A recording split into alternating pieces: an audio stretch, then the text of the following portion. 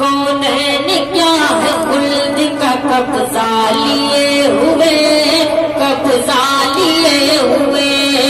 हुजूर ने फरमाया इन्न अअज़मन निकाहि बरकतन ऐसरुहु मऊनतन औ कमा क़ाल रसूलुल्लाह सल्लल्लाहु अलैहि वसल्लम। मेरे आका सल्लल्लाहु तआला अलैहि वसल्लम की हदीस है, फरमाते हैं सबसे ज्यादा उस निकाह में बरकत होगी जिस निकाह में खर्चा कम किया गया हो।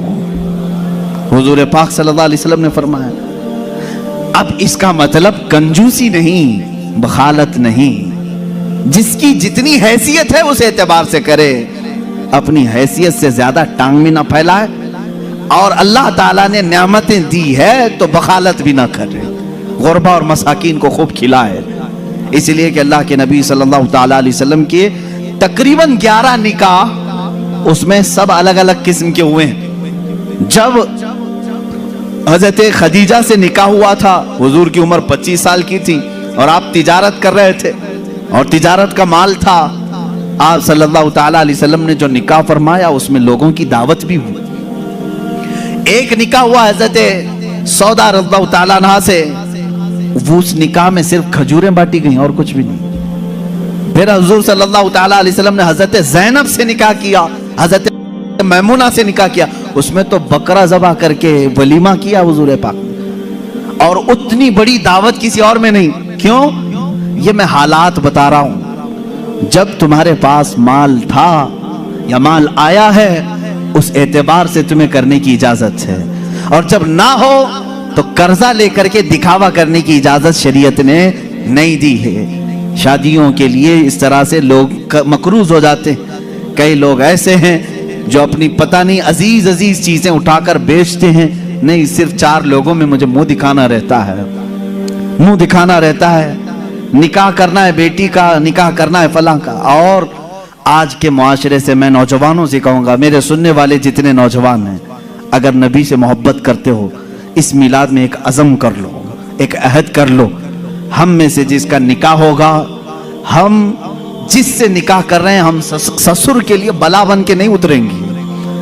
हाँ, आज बहुत सारे दामाद बला बन चुके हैं, बला हैं, वो वबा हैं, इसलिए कि बेटी एक बार दिया है और ये बीमारी जिंदगी भर की लगा लिया है।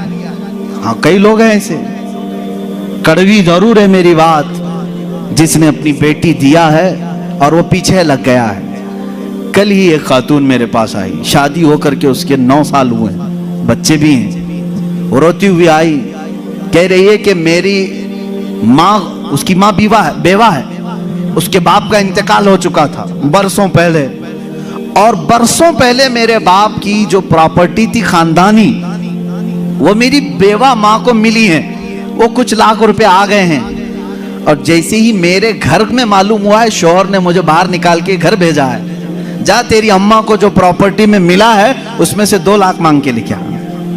मुआज़ल्लाह, भिखारियों से क्यों शादी करते हो? इस तरह के लोग जो अपनी औरत पर अपना महल सजाना चाहते हैं, उनकी हैसियत बहुत जलील है, बहुत जलील। मैं आपको बताऊं, तुम बर्बाद होना चाहते हो, जिसकी ख्वाहिश है वो मुझसे पूछ ले, मैं बता दूंगा। तौबा अस्तगफिरुल्लाह, कोई नहीं चाहेगा। हर कोई बरकत का रास्ता हमसे पूछता है, लेकिन ये रास्ता भी मैं बता देता हूं, जो अपना बिजनेस और अपनी बरकत सब बर्बाद करना चाहता है, उसके लिए बाज़ बुजुर्गों ने फरमाया, वो अपनी बीवी से जबरदस्ती उसका माल लेकर के बिजनेस में लगाया हो, वहीं से शुरुआत हो जाएगी नहुसत की।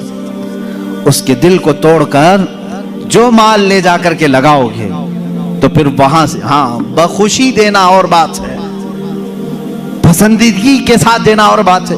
बहुत सारे लोग शादियों के बाद अपनी बीवियों पर दबाव डाल करके उनका सारा जेवर उठाकर ले जाकर रख देते हैं और उस पर तिजारत करने की कोशिश करते हैं। कहां की बरकत? किसी का दिल रो रहा है और तुम अपनी दुकान सजाने जा रहे हो। तुम्हें तो शादी इसलिए करने का हुक्म हुआ था, एक कमजोर मखलूक तेरे निकाह में आ रही है, तू कमा और उसे खिला। यहाँ उल्टा हो गया, उसी से तू कमाना चाह रहा है। ये उल्टा नहीं हो गया? बहुत सारे लोग ये इंतजार में रहते हैं, शादी होगी तो अभी मांगना क्या क्या है, कार मांगे कि बाइक मांगे और क्या क्या चीजें मांगे। उन भिखारियों से मैं कहता हूं, खटोरा लो और गली गली घूमो, ہر جگہ جاؤ، ایک سال میں بہت کچھ مل جائے گا. اور اگر تمہیں شرم آتی ہے تو میرے عزیزو ایک خاتون سے اور اس کے باپ سے اس طرح کے مطالبے ہرگز نہ کرو. ہاں، مانگنے کے طریقے بھی الگ الگ ہیں. پہلے کھل کر مانگتے تھے، بولتے تھے یہ چاہیے، لسٹ آتی تھی، ساری لسٹ آتی ہے خاتون کے گھر میں، سسرال. لیکن ابھی کچھ نہیں. ہماری کچھ بھی خواہش نہیں ہے، ایک اچھی شادی کر کے بھیجو. اچھی شادی کرو. اچھی شادی کا مطلب ڈینیسن میں ہونا چاہیے. میں تو یہاں نام لے رہا ہوں، تم دبا کر کے اپنی خواہشوں کا ذکر کرو اور اسی میں دبے لفظوں میں ساری چیزیں ہوں. ہم کو کچھ مت دینا، اپنی بیٹی کو ہی جو کچھ بھی دینا ہے دے دو، ہم اس پر نہیں کہیں گے. اور باپ بیٹی کو جو دے بعد میں تانا ماریں گے. کیا تیرا باپ اتنا نااہل ہے؟ تجھے ایک واشنگ مشین نہیں دیا، تجھے ایک پلنگ نہیں دیا، تجھے ایک تجوری نہیں دیا، تم تو کہہ رہے تھے کچھ نہیں چاہیے. عزیزان گرامی، یہ بھی طریقہ بھیک مانگنے کا ہی ہے. بھیک مانگنے، یہ جہیز کی لعنتوں کو ختم کرو. جو وہ اپنی خوشی سے لے آئے وہ اس کا مال ہے، تمہارا نہیں. عورت جو اپنے گھر سے لاتی ہے وہ اس کا خود کا مال ہے، شوہر کا نہیں، نہ سسرال کا ہے. عورت جب تک چاہے اسے استعمال کرے، وہ اجازت دے تو دوسرے استعمال کریں. تم شریعت کا مسئلہ سمجھتے ہو؟ اگر اس کی اجازت کے بغیر کسی دوسرے نے استعمال کیا اس کے مال کو، کل قیامت کے دن اس کی پکڑ ہوگی، اس کی نیکیاں ضبط کی جائیں گی، تم حقوق العباد میں گرفتار ہو جاؤ گے. یہ مسائل ہلکے نہیں ہیں. اس لیے میرے عزیزوں، وہ اور ہوں گے. مجھے یہاں معلوم ہے کہ یہ رواج کیوں آئے جانتے ہیں؟ یہاں پر ہندوؤں کے یہاں یہ ماحول ہے، جہیز کی رسم بہت خطرناک بلا ہے ان کے ہاں. آج بھی عورتیں جلائی جاتی ہیں جہیز کے نام پر. بعض اسٹیٹ ایسے ہیں آج وہاں جہیز کے نام پر بہت خطرناک معاملات سسرال والے کرتے ہیں.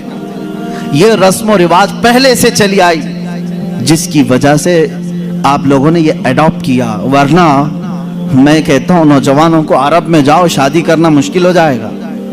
ہاں، وہاں پر تم کیا مانگو گے؟ تمہیں باپ ایک پھوٹی کوڑی بھی نہیں دے گا. لڑکی کا باپ کچھ نہیں دے گا، بلکہ پلس لڑکی تم سے مانگتی ہے 1 لاکھ روپے مہر میں رکھ، تب میں شادی کے لیے تیار ہوتی. وہاں عورتیں مانگتی. سعودی میں تو آدھا کلو پاؤ کلو سننا مہر میں دینا پڑتا ہے. بیچارے کتنے نوجوان ایسے کماتے کماتے مہر کی رقم 40 سال کے ہو جاتے ہیں.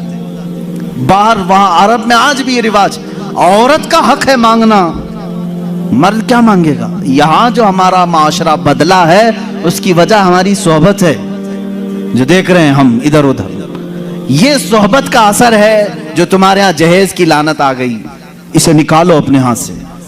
اور کسی بھی عورت کے گھر اس کے باپ پر بلا بن کر کے نازل نہ ہو. جب تم باپ بنو گے تمہیں پتا چلے گا ایک جگر کے ٹکڑے کو، بیٹی کو رخصت کرنا کتنا سخت ترین معاملہ ہوتا ہے.